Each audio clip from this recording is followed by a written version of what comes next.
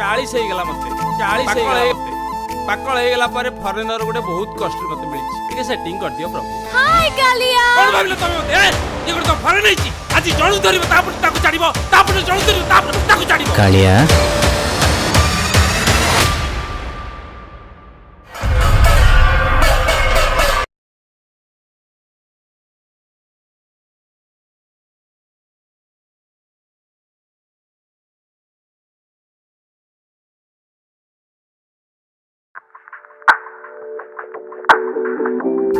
ଚାଳିଶ ହେଇଗଲା ମତେ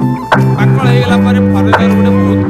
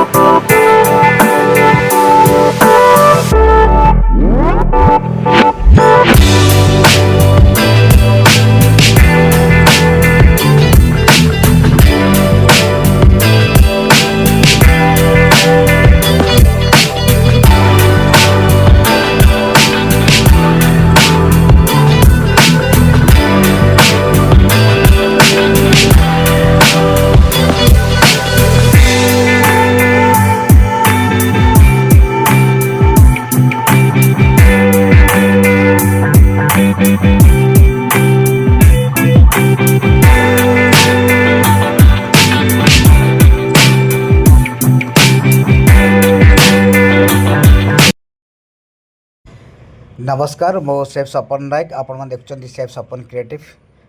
बहुत दिन दीर्घ 3 मास होगा मो सोशल मीडिया आसुन कि मो क्रिएटिव आपण मान सामने रखु नी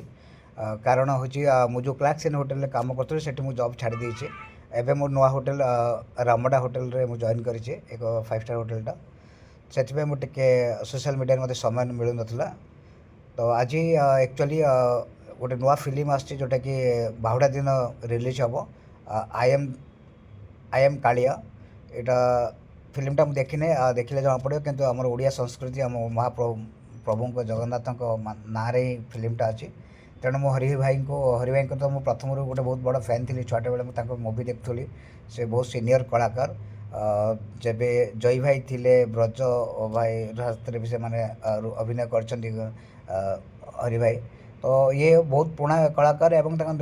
जो कॉमेडी जो हसाती लोकों को कॉमेडी रोल करके सेटा एक्चुअल नेचुरल रोल करती प्रकृत में ओडिशा रे जमती सिस्टम हुए तो कौन कॉपी पेस्ट न प्रत्येक कॉमेडी देखिले कॉमेडी लगे देखीदे हरि भाई को आमको हस लगे तो बहुत बढ़िया लगे आजकल तो समस्ते कॉपी कर जिते भी कॉमेडियन हूँ खाली कौटे या डायलॉग ता डायलॉग आनिकी कॉपी करके स्टेज शो भी कर बट हरि भाई आपण को पाखरे जदि मो भिडियोटी आपण माध्यम पाखरे पहुँची पारे आमर आम ओडिशा आम सिनेमा ग्रुप माध्यम मो फिल्म भिडियोटी अपलोड करुच्ची जदि आपन भल लगे तो निश्चय कमेंट करेंगे से व्हाट्सएप ग्रुप रे भी आप कमेंट करेंगे बट आप बहुत बड़ा फैन आप फिल्म बहुत बढ़िया देखे आशा करुच्ची कि आई एम कालिया जो फिल्मटी सारा ओडिशावासी देखते और ओडिशावासी मुझे अनुरोध करुच्ची प्रत्येक लोक फिल्म हॉल जातु टिकेट बुक कर निज पैसा टिकेट काटुन एवं फिल्म टी देखु तापरे कमेंट करूँ कहीं मत लगुच गोटे पुणा फिल्म देखी सेमती गोटे से फिल्मटा भल भाव नाटा मन पड़ूनी बहुत कांद फिल्मटे बहुत दुख फिल्म 40 ହେଇଗଲା ମତେ ପାକଳ ହେଇଗଲା ପରେ ଫରେନର ଗୋଟେ ବହୁତ କଷ୍ଟ ଟିକେ ସେଟିଂ କରିଦିଅ ପ୍ରଭୁ। ହାय କାଲିଆ କଣ ଭାବିଲ ତମେ ମତେ ଏ ଗୋଟେ ତ ଫରେନ ହେଇଛି ଆଜି ଜଣୁ ଧରିବ ତାପରେ ତାକୁ ଛାଡିବ ତାପରେ ଜଣୁ ଧରିବ ତାପରେ ତାକୁ ଛାଡିବ କାଳିଆ भल लगी निश्चित समस्त तरफ साहाଯ୍य करवा निश्चित।